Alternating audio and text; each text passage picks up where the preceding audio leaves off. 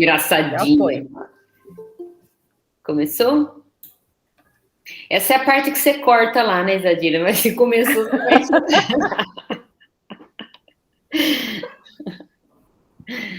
Tô vendo que tá chegando gente de fora aqui, então eu não vou conseguir acompanhar quem é, né? Anne, que nome bonito, Anne, que isso aí publica esse nome. Vocês viram? Cuofano, Kruger Cuofano, isso aí publica. Ó, tem a Anne. Anne ou Anne. É bem-vinda, viu?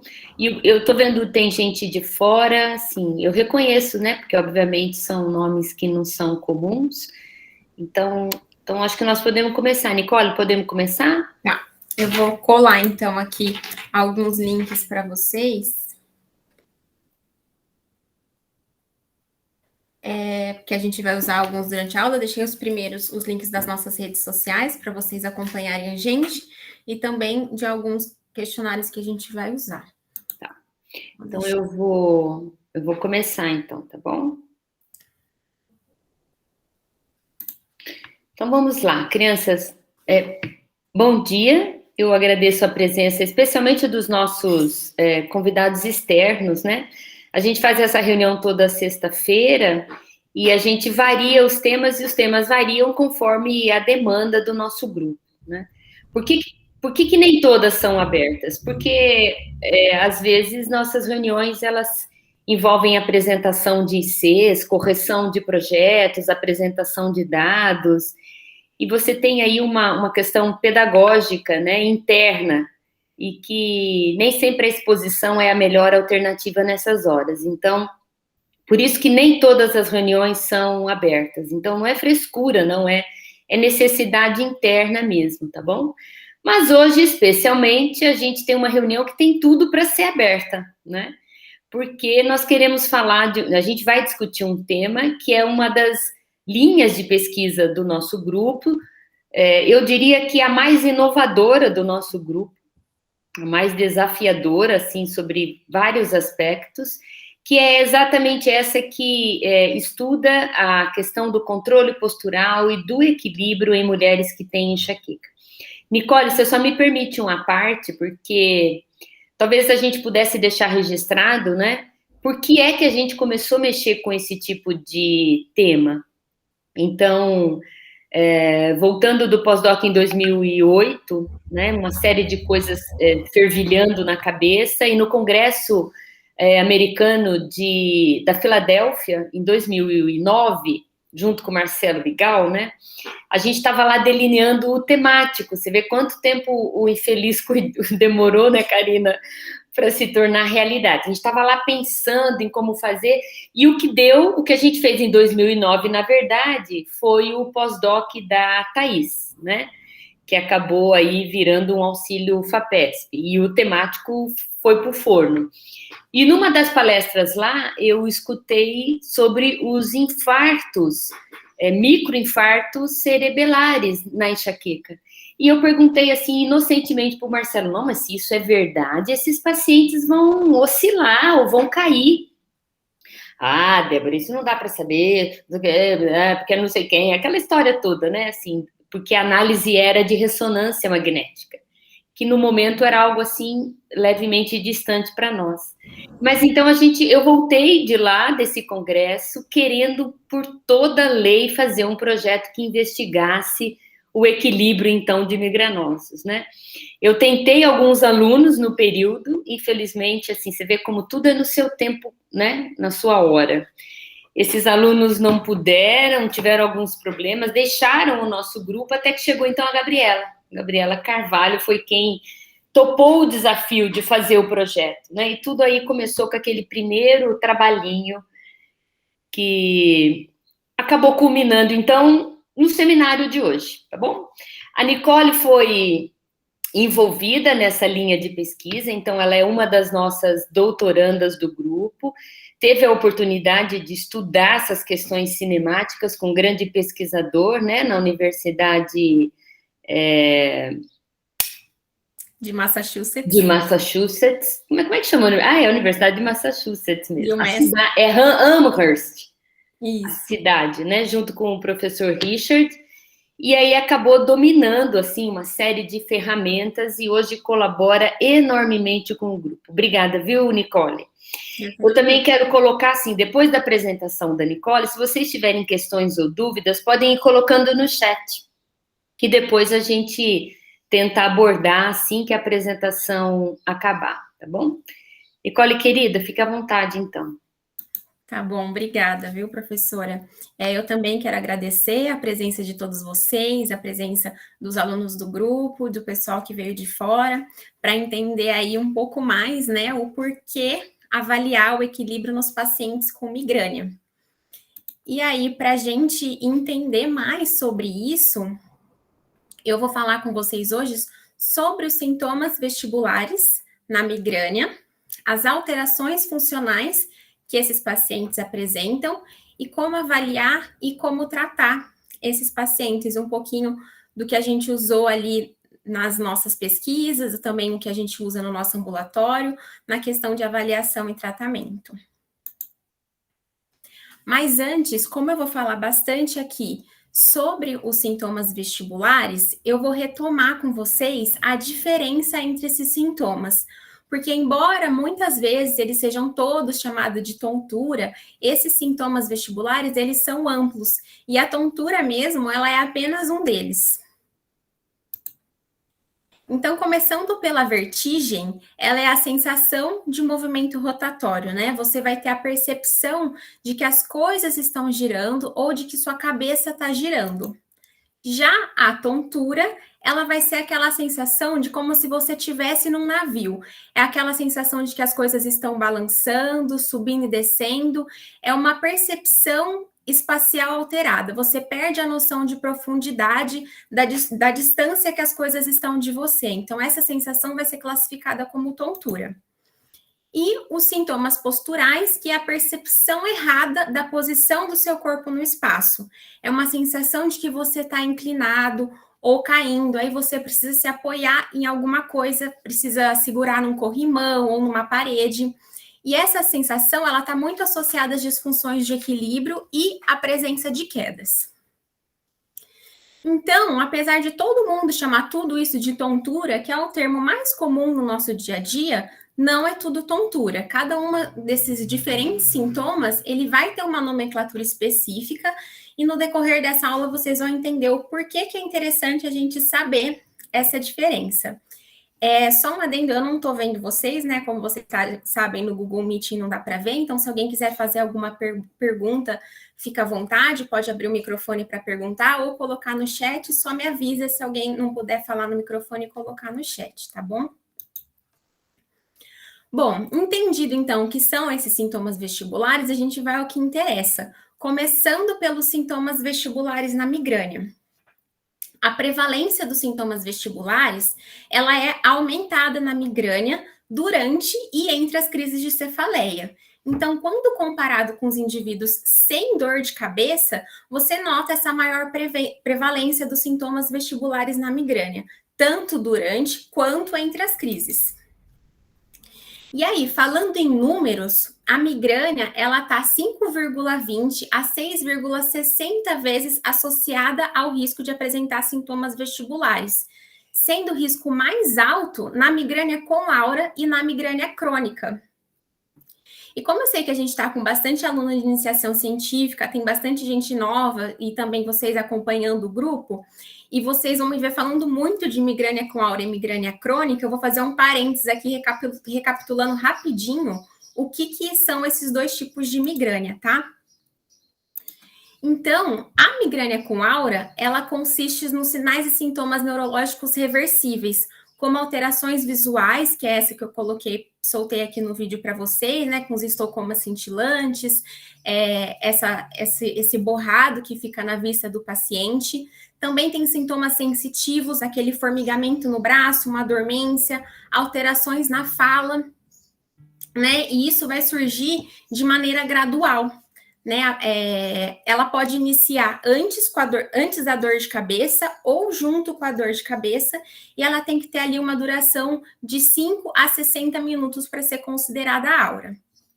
E aí, também, de acordo com a classificação internacional de cefaleias, a migrânia ela é classificada como crônica, quando se tem a presença de crises em 15 ou mais dias de dor no mês, em um período de no mínimo 3 meses. E aí vai apresentar características migranosas em pelo menos 8 crises do mês, tá? De todos esses dias aí que o paciente apresenta a dor de cabeça. Certo? Só para vocês darem uma recordada nesses 2 tipos de migrânia, já que eu vou falar bastante deles aqui. Então, voltando para os sintomas vestibulares. A vertigem, ela vai ser a principal manifestação entre os sintomas vestibulares nos pacientes que têm aura e migrânia crônica. Vertigem é aquela sensação de movimento rotatório. E os pacientes com migrânia sem aura, eles têm maior probabilidade de relatar os sintomas posturais, que é o sintoma de instabilidade.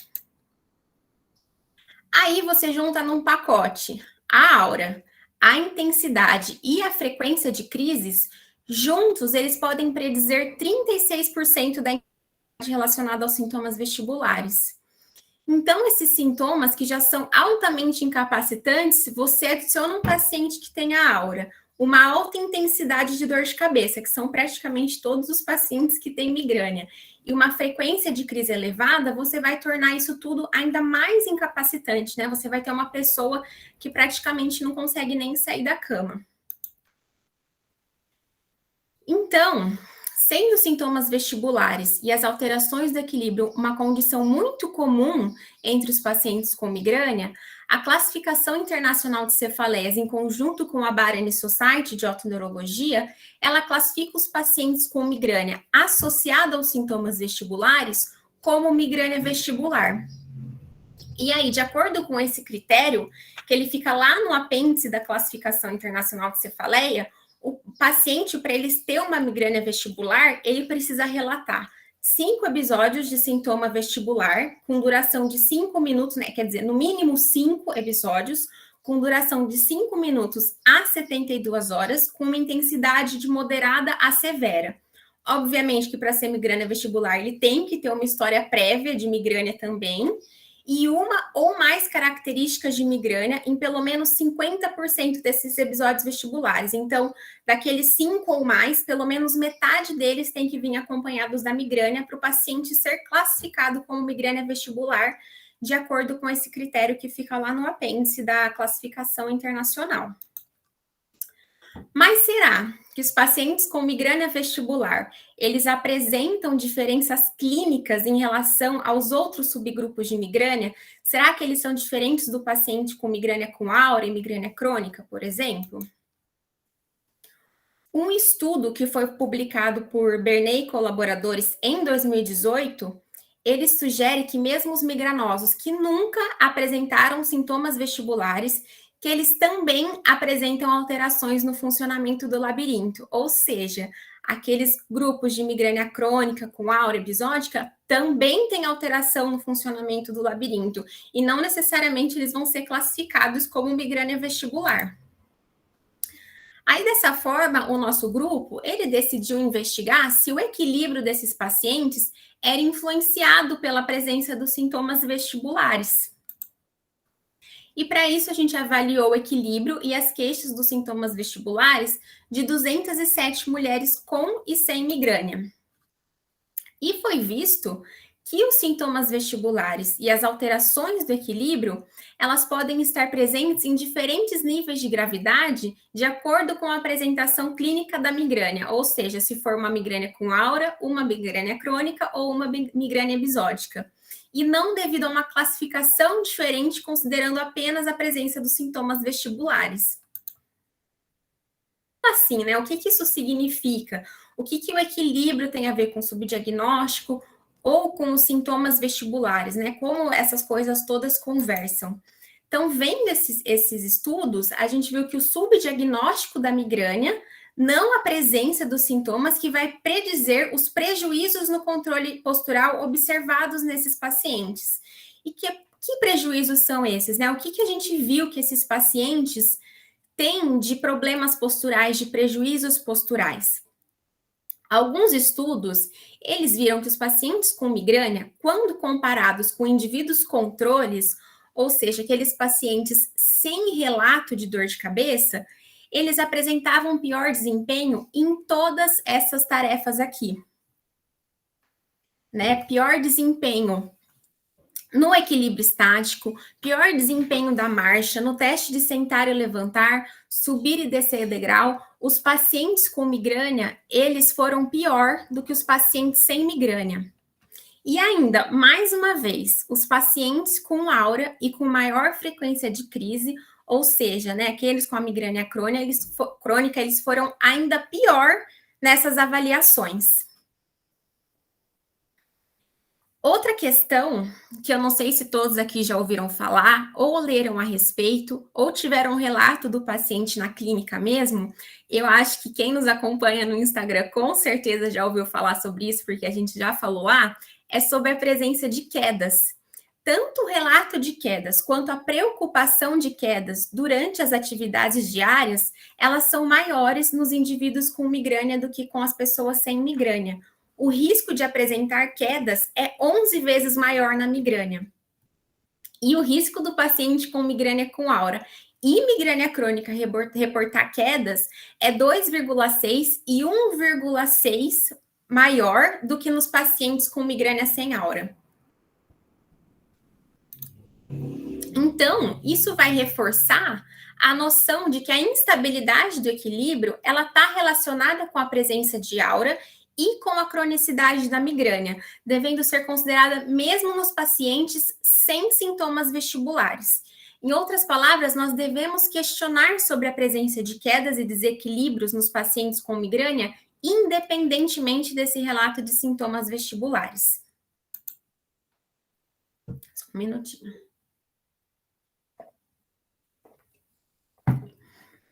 E além desses estudos que avaliaram o equilíbrio dos pacientes com migrânia em condições ambientais comuns, nós também avaliamos a questão da fotofobia nesses pacientes, sob condições de estímulos luminosos. Uma vez que esse é um sintoma muito comum na migrânia, inclusive a fotofobia faz parte do critério diagnóstico da doença, e nós também sabemos o papel importante que o sistema visual exerce sobre o controle postural no equilíbrio. E aí, nesse estudo, a gente avaliou o equilíbrio das mulheres com migrânia em 3 condições de estímulos luminosos. Uma condição sem desconforto, uma condição com desconforto visual mínimo e um desconforto visual de moderado a severo, nessas 3 condições.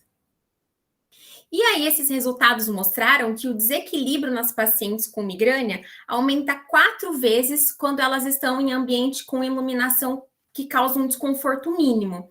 E aí, o que seria esse desconforto mínimo? No geral, é um nível de iluminação que a gente tem em escritório, em lojas, em bancos, na sala de aula. Ou seja, essas pacientes, nessas condições muito comuns no cotidiano, elas têm chance 4 vezes maior de cair, né, de se desequilibrar, do que um paciente sem dor de cabeça. E já naquelas condições luminosas que desencadeiam a fotofobia, né, moderada, intensa, o desequilíbrio ele aumenta aproximadamente 3 vezes no apoio podal e 5 vezes no apoio unipodal. Ou seja, o estímulo luminoso ele pode exacerbar as alterações do equilíbrio que a gente já conhece nos migranosos. Enquanto que a gente viu que as pessoas sem migrânia, nos mesmos níveis de iluminação, elas não tiveram desconforto e não alteraram a resposta postural. Então, a gente vê que essas alterações de equilíbrio, elas são bem características mesmo das pessoas com migrânia. Ai, peraí que acabei de receber uma notificação que a minha bateria tá acabando e eu achei que eu estava conectada na carga. Deixa eu só recolocar aqui, que eu acho que tá com mau contato. Aí, Jadira, aí você entra nessa também. Deixa eu ver se... Ainda bem que você descobriu a tempo, né, Nicole? Exatamente. Pensou? O seu é Mac? O meu. Porque para reiniciar ia levar o quê? 6 minutos. Não, não é, mas agora foi. Ele me avisou aqui, eu falei, nossa, deixa eu Eu achei que estava com o contato certinho, mas estava com mau contato. Agora foi. Então, voltando, né?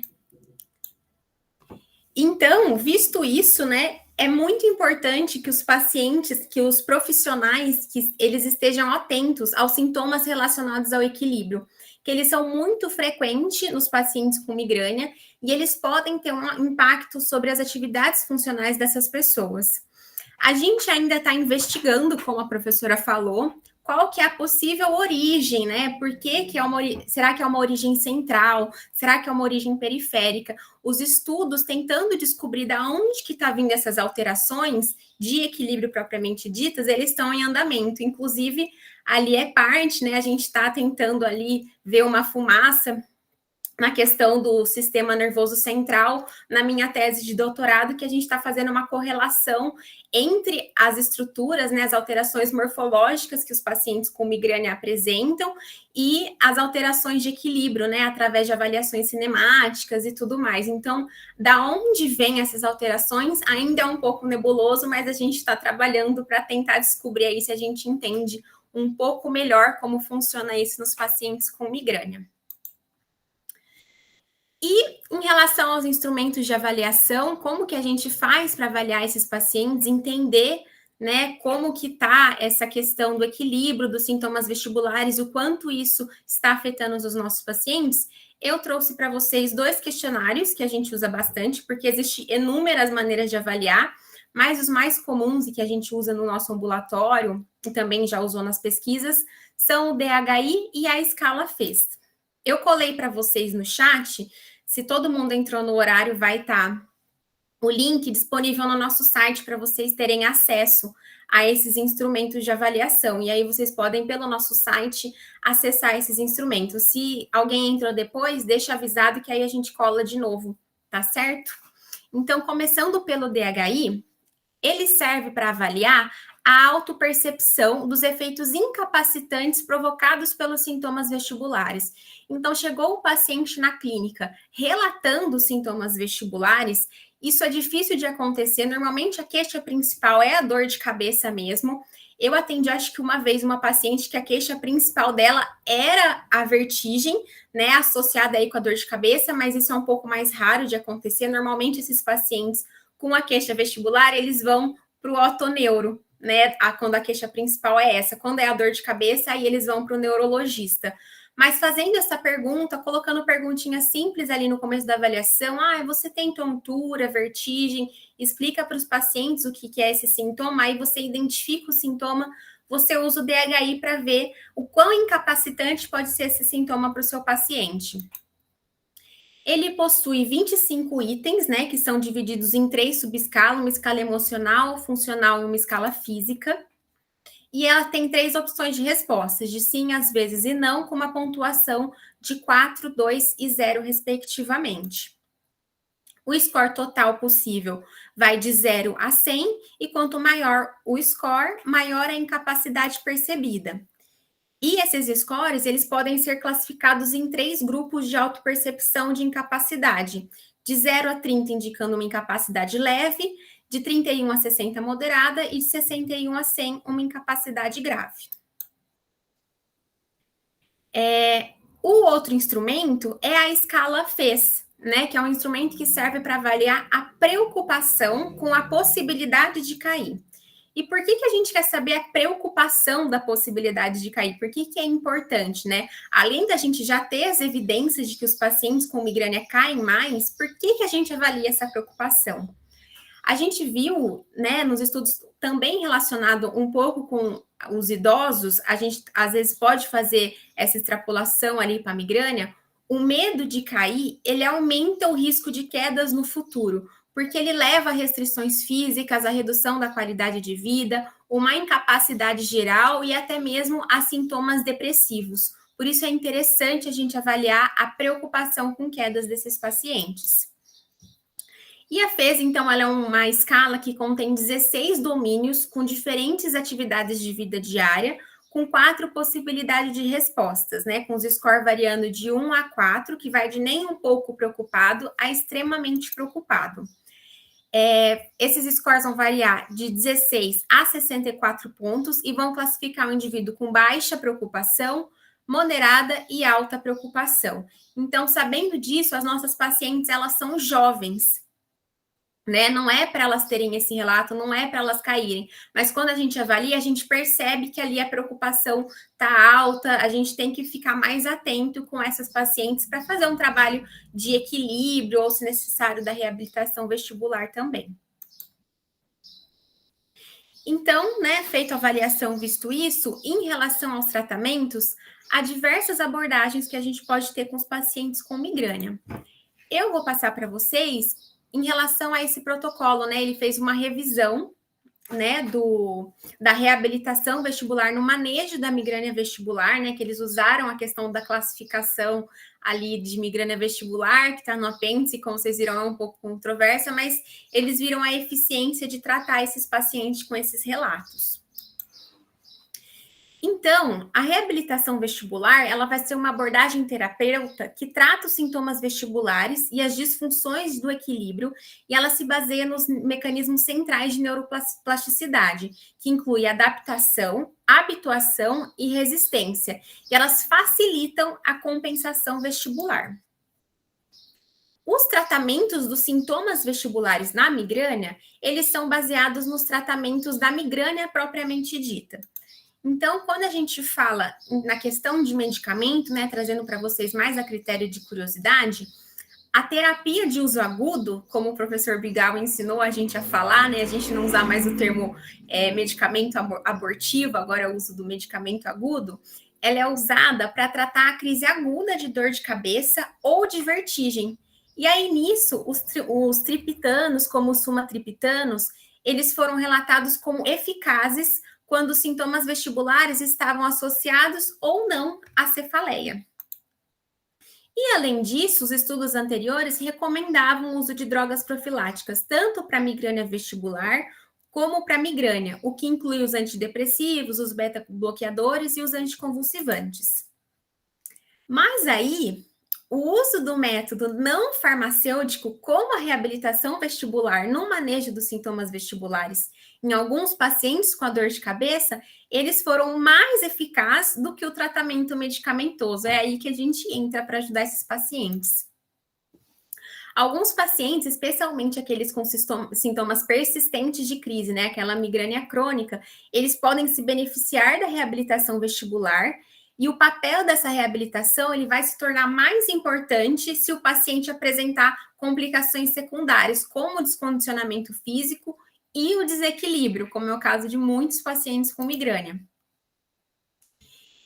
A reabilitação, então, ela vai ser uma abordagem terapêutica que geralmente ela inclui 4 variedades de componente de exercícios para reduzir as deficiências e limitações funcionais nos pacientes com disfunção vestibular, que são os exercícios para melhora e estabilidade do olhar, exercícios para ajustar os sintomas, que são os exercícios de habituação, os exercícios para melhorar a marcha e o equilíbrio, e a caminhada ou exercícios aeróbicos para melhorar a resistência. E como que a gente vai aplicar essa reabilitação vestibular no tratamento da migrânia?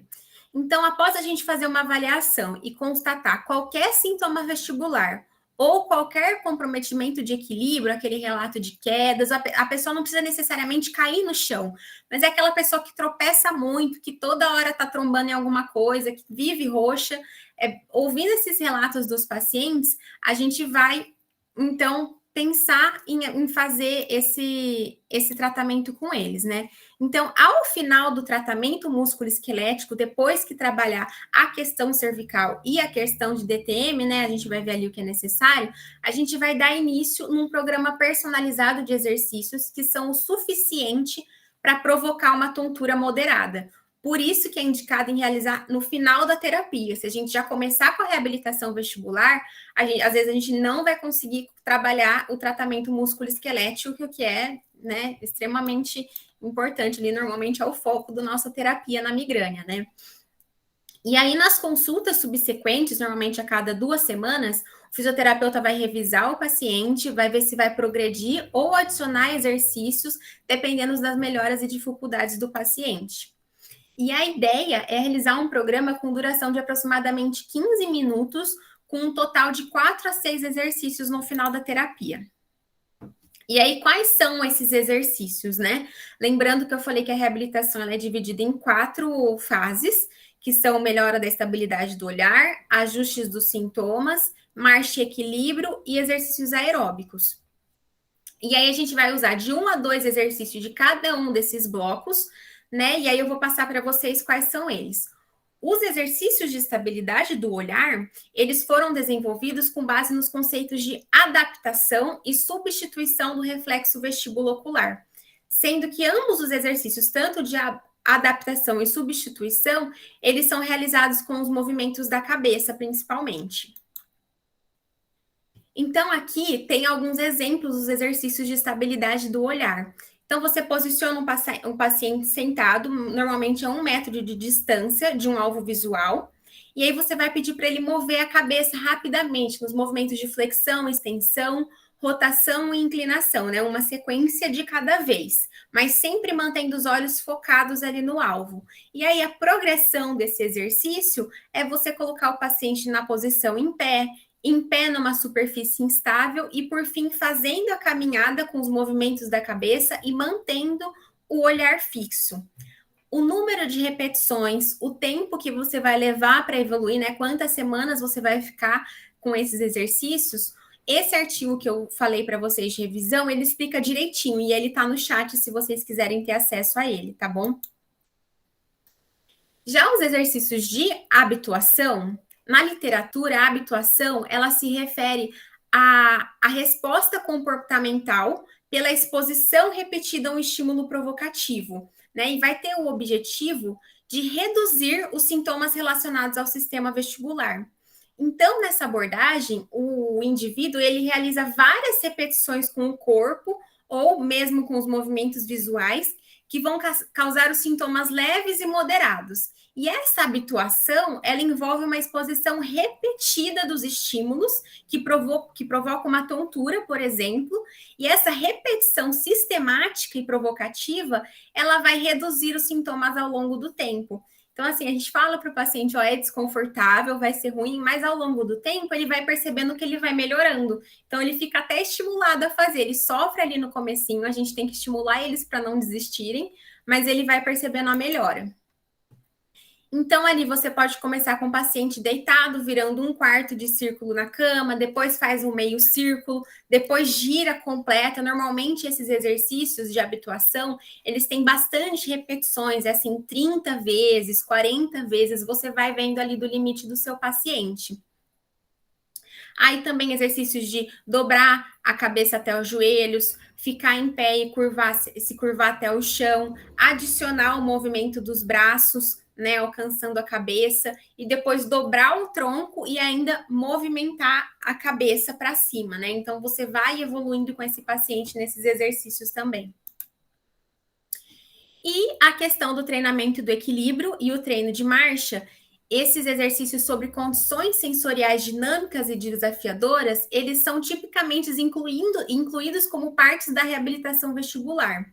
E aí, esses exercícios, eles têm o objetivo de facilitar o uso das pistas visuais e somatosensoriais para substituir a função vestibular que ela está ausente ou está deficiente. Então, você estimula os outros sistemas, né, no caso visual e somatosensorial, para eles conseguirem ali fazer a substituição dessa função vestibular, né? Os sistemas, eles estão sempre ali se equilibrando para ajustar o controle postural, né, das pessoas. E assim, os exercícios de treinamento de equilíbrio e marcha, eu tenho certeza que todo mundo aqui já trabalhou com diferentes tipos de pacientes, são aqueles exercícios bem clássicos que a gente trabalha muito com idosos ou com pessoas com pós-operatório, por exemplo, de membro inferior, né? São os exercícios de você ficar em pé com os pés juntos, com os olhos abertos e com os olhos fechados, ficar em cima de uma superfície instável, em uma perna de cada vez, trabalhar bastante a questão da posição em tandem, a caminhada, só que dessa vez, essa caminhada trabalhando a cabeça, né, mexendo a cabeça, é com os olhos seguindo a sua cabeça, eles não vão ficar com os olhos fixos, que nem aquele primeiro bloco de exercícios. E em relação ao condicionamento geral, né, como a questão da caminhada, dos exercícios aeróbicos, ele frequentemente é um elemento da reabilitação, porque as pessoas com disfunção vestibular geralmente limitam a atividade física para evitar o aparecimento de sintomas. Contudo, esses exercícios, né, esses exercícios de condicionamento, eles, em geral, eles não foram considerados benéficos para os pacientes com comprometimento vestibular. Então, só esses exercícios não resolveu o comprometimento vestibular dos pacientes, mas a gente sabe os benefícios que esses exercícios trazem para as pessoas de maneira geral. E, por fim, a questão das orientações domiciliares, né? É fundamental você levar a orientação domiciliar para o seu paciente. Não adianta você ficar ali trabalhando com ele 1 hora, uma vez por semana, e ele voltar sem ter feito nada na próxima semana, porque ele não vai ter resultado. Então, é importante você entregar uma lista de exercícios para ser realizado em casa, indicando exatamente o exercício que eles vão fazer a cada semana. O ideal é que os exercícios sejam realizados no mínimo 1 vez ao dia, todos os dias. E conforme a evolução do paciente, o fisioterapeuta vai indicando que ele realize mais de 1 vez por dia, conforme ele for conseguindo fazer mais, mas ainda assim todos os dias. E é isso, gente. Eu espero que vocês tenham entendido o porquê avaliar o equilíbrio nesses pacientes, né? Como avaliar e também como tratar. Se vocês tiverem alguma dúvida agora, fiquem à vontade. Espero que vocês também acompanhem a gente nas nossas redes sociais, que a gente leva bastante conteúdo por lá. E é isso, muito obrigada. Muito bem. Muito bom. Eu não sei se alguém gostaria de fazer uma questão ao vivo ou colocar no chat, mas eu queria, viu, Nicole? Acho que é importante também a gente... tem alguns alunos aí, né, a Beatriz, o pessoal querendo começar a trabalhar com esse assunto, distinguir um pouco o que é que são isso, ou a parte que isso ocupa dentro do quadro da migrânia. Eu não quero entrar na questão do diagnóstico da migrânia vestibular, mas no fim a gente vai ter que fechar com isso, né? Eu não entendi muito bem a pergunta. Não é uma pergunta, é um comentário mesmo, assim, porque a gente fica avaliando o equilíbrio. O Gustavo mesmo tá aí, né? Gustavo é alguém que domina bastante essa análise, né? E eu sei que tem mais a ver com a cefaleia cervicogênica, mas veja, nós estamos trabalhando com gente que tem enxaqueca. Enxaqueca é náusea, foto, fono, classicamente, né? Então, é importante a gente também deixar isso claro. Mas por que vocês estão estudando isso? Porque talvez as pessoas não entendam que isso faça parte do quadro da migrânia. Exatamente. E é um pouco daquilo que você abordou no começo da aula, né? O que determina não é ter ou não ter sintomas vestibulares. O que determina é ter ou não ter enxaqueca. Exatamente. E às vezes o fisioterapeuta, ou mesmo a gente fica atrás da vertigem, né? Ao passo que se você tratar bem a enxaqueca, o que a gente sabe é que a vertigem vai responder, né? Vai melhorar, sem até que você tenha feito nada específico para ela. Exatamente. O tratamento da migrânia deve amenizar essas crises, o correto tratamento da migrânia, né? Sim, exatamente. Agora é esse comentário que eu queria fazer.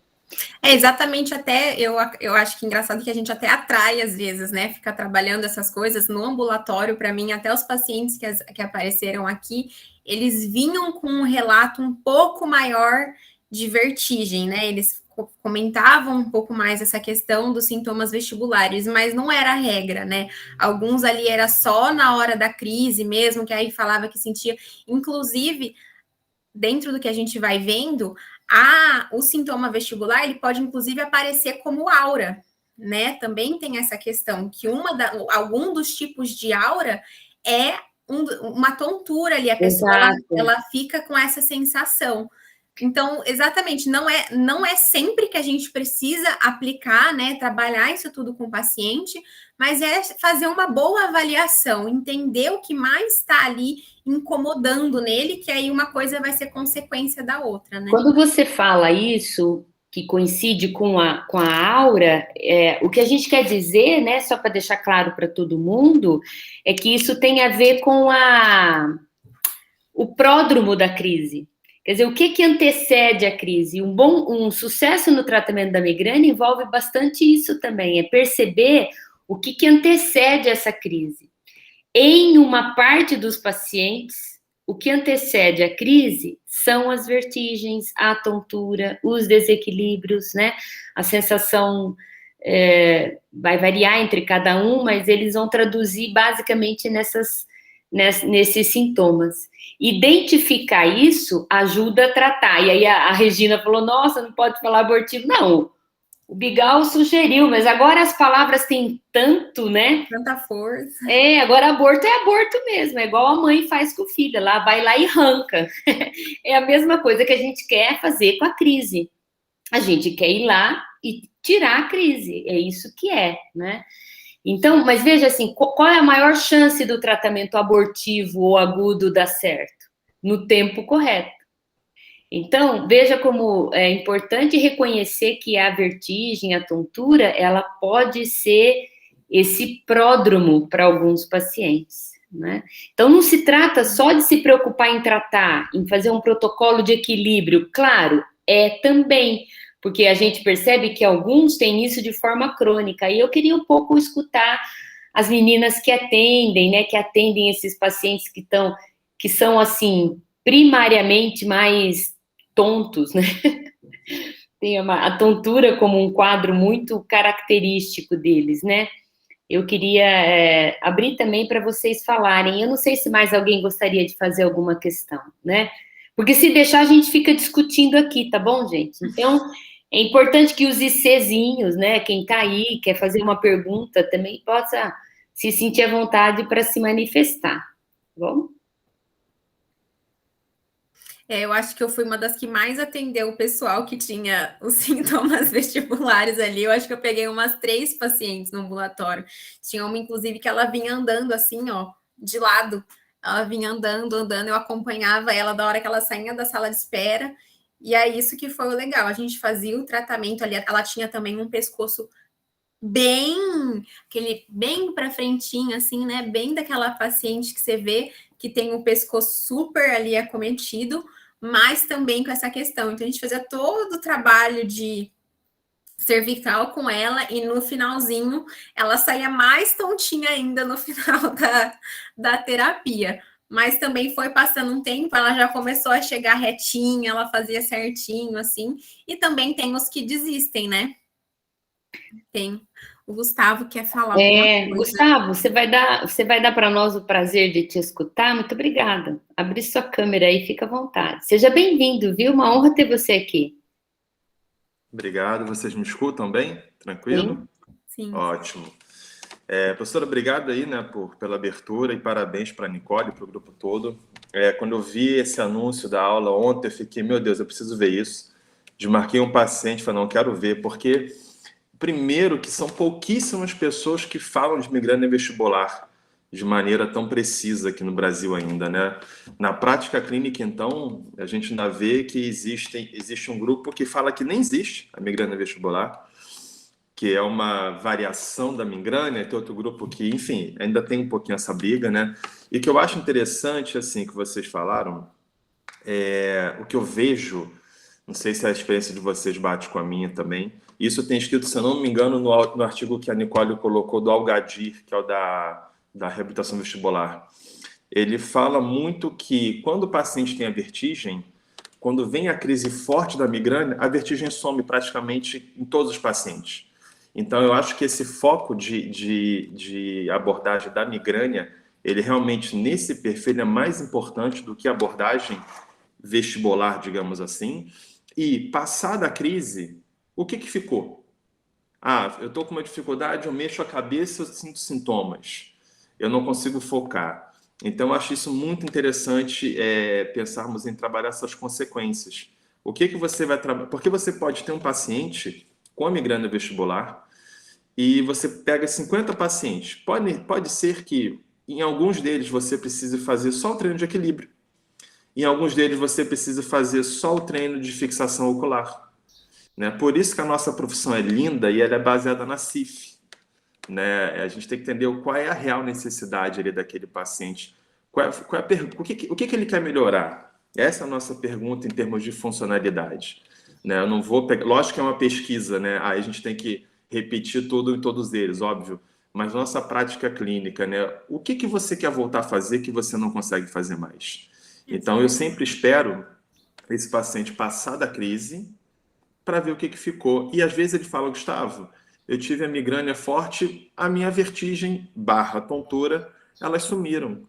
Aí eu falei, você não tem mais nenhuma queixa, não tem desequilíbrio, não tem nada? Ele, não. Aí eu falo, então, tchau. Então, eu vou fazer o que com você? Né? Isso no ambiente clínico, sendo bem claro, né? Então, foi muito bom, muito legal a sua apresentação, Nicole. Parabéns. Que bom. Que bom, obrigada pela presença, uma honra. O Gustavo, eu queria, assim, que as meninas se manifestassem, porque senão você vê que eu acabo falando, né? Mas, de verdade, pelo conjunto de dados que a gente tem, e agora a Karina está aí pilotando essa parte no temático também, os nossos dados reforçam que não existe uma migrânia diferente entre migrânia e migrânia vestibular. Porque quando a gente... Eu quero que a Karina fale, sabe? Porque nós tivemos esse cuidado agora nesse último projeto, a gente separou os grupos e aplicamos o critério de migrânia vestibular dentro dos nossos grupos, né? Porque o dado da Letícia, essa Zorzin que a Nicole apresentou, já tinha mostrado para nós que focar nos sintomas acabou distraindo, né? Mas tem um lobby muito grande, assim, nós fisioterapeutas, que eles briguem para fazer o diagnóstico deles aí na sociedade internacional, né? Para nós isso não muda, porque o nosso papel, como você bem lembrou, realmente é a funcionalidade. Mas eu queria que a Karina descrevesse o que a gente viu, porque essa é uma curiosidade importante, não é uma curiosidade, é um dado, para mim, sensacional do nosso projeto, né? E que ainda a gente está nesse processo de divulgação, né? Até para os neurologistas e otorrinos também entenderem talvez melhor o quadro, né? Karina? A gente tem trabalhado bastante nessa área, né? Tentando investigar essas relações, como a professora falou. E aí nós temos uma série de artigos, alguns que estão em análise e outros 2 que recentemente foram aceitos, mas ainda não estão publicados. E aí, falando desses 2 aceitos, nós temos um dado muito interessante que explica quais são as variáveis que explicam o risco de quedas desses pacientes. E uma das variáveis que nos chama muito a atenção é a frequência de aura. Então, dizendo aí mais uma vez que o número de auras que o paciente tem é o que pode ser um dos fatores que determina o medo dele de cair. O medo não, mas a quantidade de vezes que ele cai ou a presença de queda desses pacientes, junto com outras variáveis do equilíbrio. Então, a resposta que eles têm, a oscilação que eles têm perante um estímulo que vá balançar o corpo deles, né, que vá dar um estímulo no equilíbrio deles. Outro dado interessante que a gente tem diz respeito à influência da cinesiofobia nessas questões do equilíbrio, e então a gente vê que existe uma associação entre a cinesiofobia, o medo de quedas, representado por esse questionário que a Nicole falou, que é o FES, e também relação entre a cinesiofobia e a incapacidade relacionada à tontura. E aí, nesse sentido, a gente também já tem o gancho de um outro artigo que está em revisão, mas ainda não foi aceito, que diz que o desempenho dos pacientes durante aquele teste de caminhada, né, o Timed Up and Go, ele é influenciado pela cinesiofobia e pelo medo de quedas, mas não pelo diagnóstico de migrânia vestibular. Porque é disso que a professora está falando. A gente tem o diagnóstico de migrânia vestibular dessas pessoas, de acordo com o critério da classificação, e ele não é um fator que determina a piora do desempenho durante esse teste de caminhada, né? Que é um teste simples, a pessoa tem que levantar de uma cadeira, caminhar, voltar e sentar de novo. Uhum. E aí a gente já sabia que os migranosos têm um pouco mais de lentidão na hora de realizar esse teste do que em comparação a quem não tem migrânia. Mas agora a gente sabe que o fator que determina essa lentidão no teste está mais associado a essas questões de medo de se movimentar e de medo de cair do que realmente em relação à migrânia vestibular ou à presença dos sintomas vestibulares.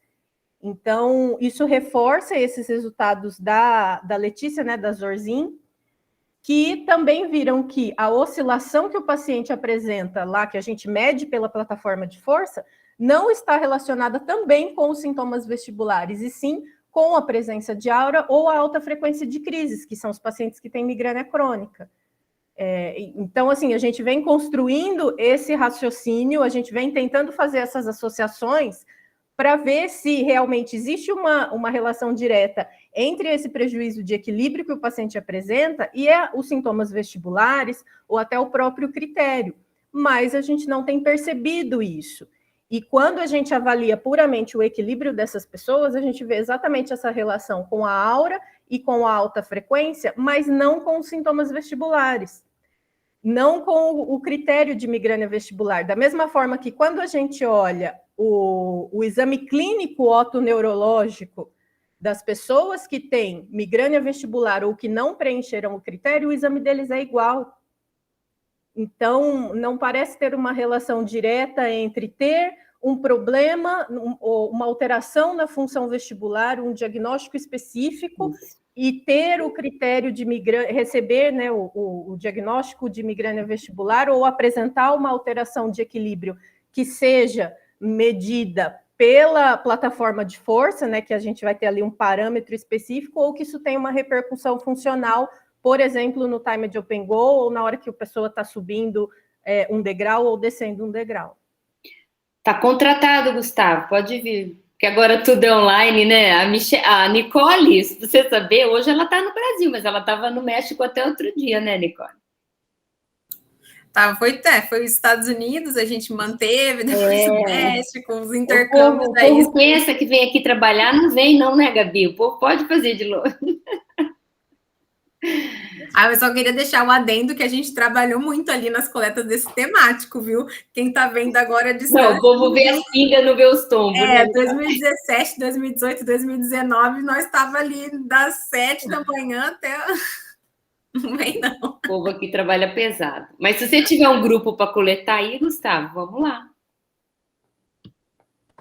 Eu vou comentar com o André aqui, né? O André Santos, que trabalha com quem eu trabalho, que é da fisioterapia vestibular também. De repente, pode surgir alguma coisa muito boa, né? Porque eu busco um mestrado para fazer, até hoje eu não consegui me organizar para fazer. Mas o André quer muito entrar na linha de pesquisa com isso, é que no Rio a gente não tem. Né? A Uniswan tem um pessoal que trabalha mais com equilíbrio geral, não com a parte da fisioterapia, ou vestibular, ou migrânia, enfim, não tem, é que não tem.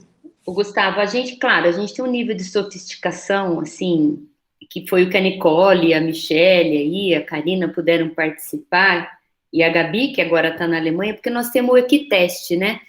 Mas tem uma série o Balance Master, Equitest, plataforma, enfim, a gente tem esse nível de... Mas uma coisa que a gente tem observado, né, Karina, que a gente estava até discutindo ontem, quando a gente estava analisando uns dados, é o papel desses questionários todos, assim, como eles estão nos ajudando a captar uma série de coisas, né, e tem uma série de percepções do paciente que, de verdade, a gente... Inclusive, são projetos que a gente está pensando em conduzir nesse momento. E na hora que a gente viu, né, Karina, você falou, mas a Karina é a nossa estatística Master Big Plus, né? E quantas variáveis vão entrar? Pô, mas só tem questionário aqui.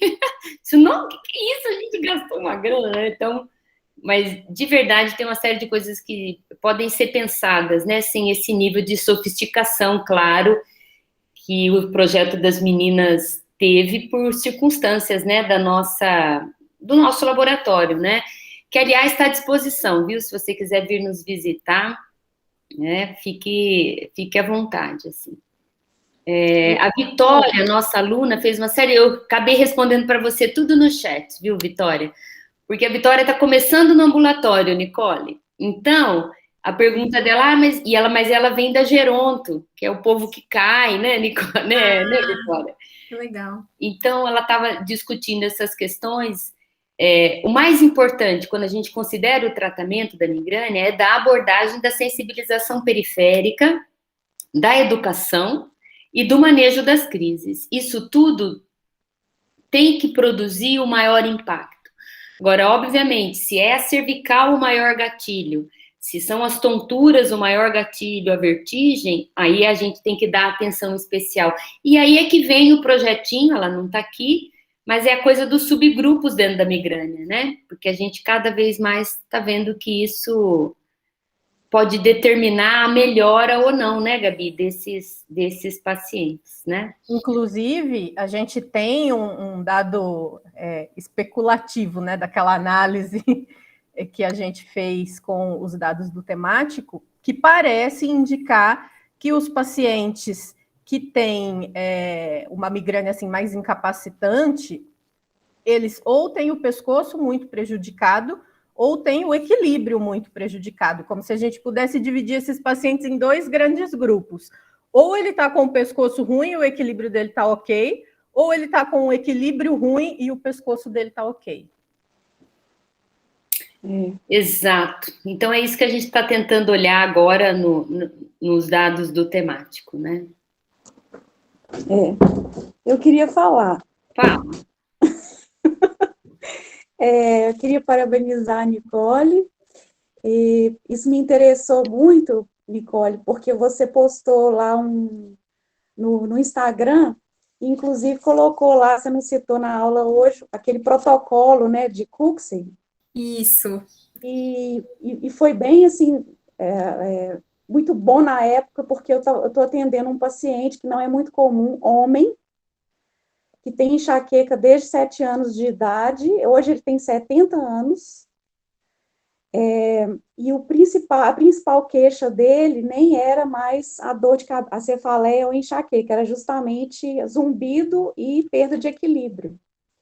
E o que mais ele me pedia era para conseguir andar na rua sem medo. E aí eu fui seguindo todo aquele protocolo que você citou lá no Instagram, anotei tudo, fazia os exercícios com o dedo, levanta, desce, senta na cadeira, gira, movimenta a cabeça. E essa semana eu falei, hoje nossa sessão, nosso atendimento vai ser na rua.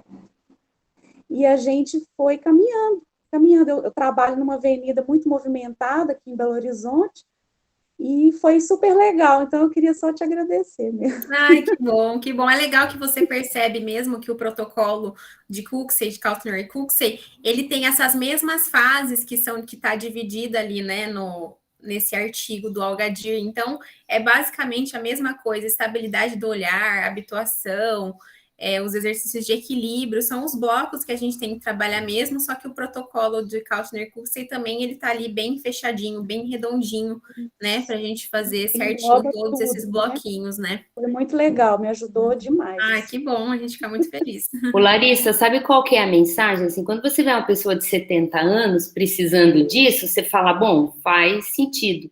A questão é que você tem mulheres na idade produtiva migranosas com esse mesmo quadro, é isso que chama a atenção. Portanto, o sistema dela não deteriorou ainda, mas ela apresenta essa mesma demanda, né? Isso que chama a nossa atenção, né? É verdade. Encorajar o paciente é tão importante. Ô, Gustavo, obrigada, viu, pela presença, querido. Foi um prazer ter você aqui. Até mais, tchau. Larissa, muito obrigada, viu, pela sua ajuda e participação, né? Nossa, eu que agradeço vocês. Eu queria ver os nossos ICzinhos, se alguém tem alguma dúvida, alguma questão, além da Vitória, que colocou tudo aqui no chat, né, Vitória? Vitória, nós precisamos ir atrás viu, Juliana, do questionário do zumbido dela. Não, o zumbido não é seu, né, Vitória? Mas a gente precisa fazer.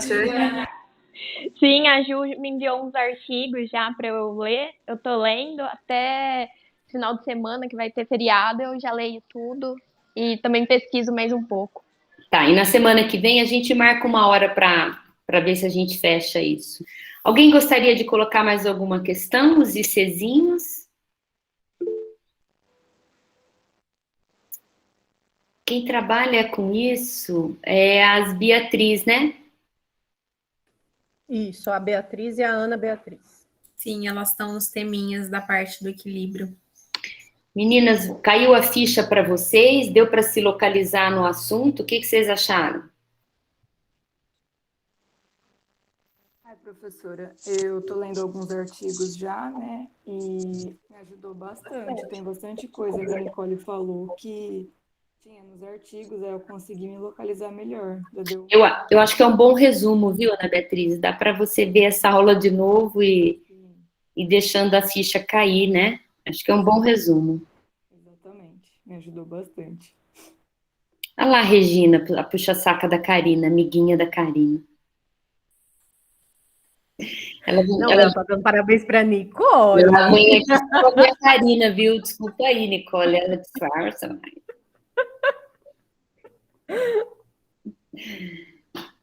Beatriz, para você, ajudou? Ajudou muito, com certeza. Vai dando mais um direcionamento. Eu vou reassistir essa aula e para cair mais, né? Para entender melhor também. É bem legal que vendo os artigos da Gabriela, a gente vai entendendo, né, como que isso foi surgindo, assim, como que ele vai acontecendo, e aí também chega ali no artigo da Letícia, então você vai construindo a história, né, de como isso tudo foi desenvolvendo, assim, né, até onde isso vai chegar, né, a gente também ainda não acabou, né, não é uma história com um ponto final, mas é legal entender essa ordem cronológica de onde tudo começou. Você pega aquele primeiro artigo dela ali de 2013, né, que acha, né, as principais questões, aí ela joga a questão da cronicidade, será que é isso que tem a ver? Então é bem legal, assim, vocês ir lendo a aura, né? Na ordem cronológica mesmo, que eles foram saindo, depois, lá em 2018, a questão das quedas, né? Então, parece que ela vai contando uma história mesmo, é muito legal. Inclusive, uma das nossas reuniões vai ser com ela, e ela vai falar o estado atual da arte, né? Então, vai ser muito bom. Vai ser sensacional. Faz sentido essa linha de pesquisa, né, gente? Parece que faz sentido. Essa ordem aí pareceu boa. Também gostei. Muito bom, porque a gente está podendo, assim, acompanhar, né, a evolução mesmo do conhecimento nessa área, né? Eu acho que essa é talvez uma das grandes contribuições do nosso grupo, tá bom? Mais alguma dúvida, alguma questão, crianças? Vocês gostariam de chamar atenção para algum aspecto, lembrar de alguma coisa? Eu queria fazer uma pergunta. Tipo, tem como a gente saber? A Karina falou que tem paciente que tem o pescoço pior e não tem tontura, ou o outro grupo tem tontura e não tem o pescoço ruim. Tem como a gente saber de qual desses dois grupos ele é mais incapacitado? Os pacientes são mais incapacitados ou não? Não sei se deu para entender. Responde, Karina. O Felipe, se você estiver perguntando no sentido clínico mesmo, pela avaliação, dá para a gente ter uma noção disso. Então, Karina, você já tem uma ideia de um projeto, pensa bem. Olha lá, porque é o seguinte, nós temos incapacidade, certo? Sim. Então, nós podemos comparar a incapacidade por aquele que tem NEC e por aquele que tem ou DHI ou cura. Sim. Olha lá. Felipe, tem uma maca lá que eu posso mandar o Cochoar para você. Ar-condicionado. Eu não vou mais embora agora. Ar-condicionado, café. É só o que eu tenho. Café, ar-condicionado, geladeira. Me ganhou pelo café já. Olha lá.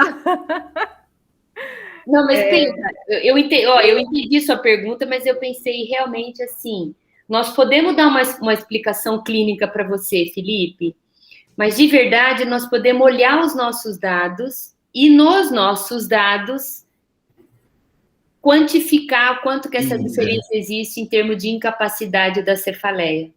É isso, porque a gente não fez, o que a gente fez foi um caminho contrário. Então, a gente conseguiu meio que dividir os pacientes em 2 grupos. O grupo que tem o equilíbrio muito ruim e um grupo que tem o pescoço muito ruim.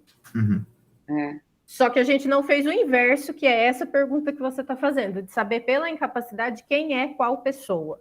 Anota aí, Karina. Está anotado já. Eu fiquei pensando nisso porque a gente aplica só o questionário que se refere à incapacidade da cefaleia. Mas agora, para te explicar do ponto de vista clínico, o que é mais prevalente no nosso ambulatório é o pescoço. É gente que reclama de dor no pescoço. Mas para a qualidade de vida da pessoa, a continuidade das atividades, a tontura é muito pior.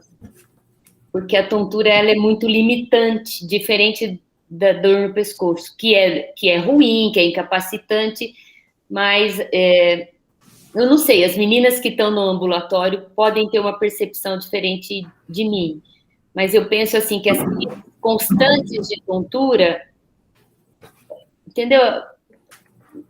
Como eu também estou falando aqui como uma migranosa que tem a tontura como principal gatilho, né? Mas eu penso que em termos de... Eu não sei, vamos ver o dado, né? Agora eu tive curiosidade de ver. Mas eu penso que, apesar de ser mais comum no nosso ambulatório as questões cervicais, é muito incapacitante quando a tontura, ela acompanha as crises. É uma ou outra crise, não, mas quando você sempre tem a tontura como um fator aí presente, isso me parece, mas nós vamos responder com dados, viu, Felipe? Mas é até um pouco do que a Camila às vezes fala pra gente, né? Quando o paciente chega para ela com a questão da tontura sendo pior, eles às vezes nem falam da dor de cabeça, né? Assim, ela comenta, sempre às vezes ela faz essa observação, né? Quando a tontura é a queixa principal, às vezes o paciente ele tem ali uma dor de cabeça, mas ele não dá muita importância. E quando a dor de cabeça é o que mais incomoda e tudo mais, aí tem o pescoço super envolvido, eles nem vão ali para a otoneuro, eles vão para a neurologia, vão para a professora Fabiola, né? Vão ali no ACF. E aí, raramente é a tontura que está ali como principal queixa desse paciente. Então, ali na otoneuro, eles meio que já tratam e já resolvem aquele paciente lá, né? E aí, na otoneuro, eles não costumam mandar para fisioterapia. Talvez seja por isso que a nossa demanda seja diferente também ali no nosso ambulatório, né?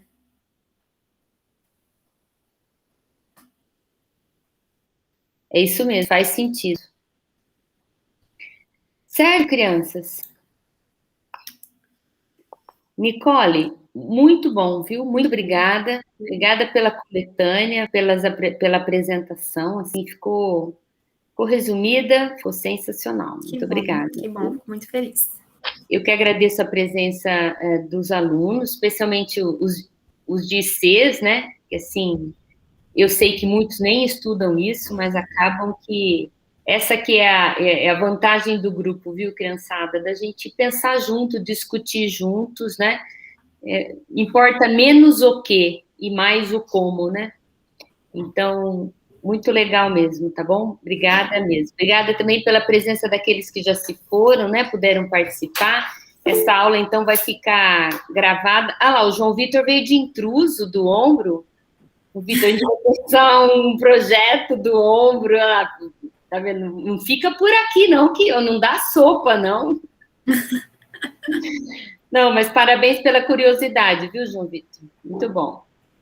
Aliás, vocês podem convidar os amigos de vocês para vir aqui, tá? Assim, é uma reunião de aprender, né? Não é uma reunião de quero trabalhar junto, não, viu, João Vitor? Tô brincando, viu?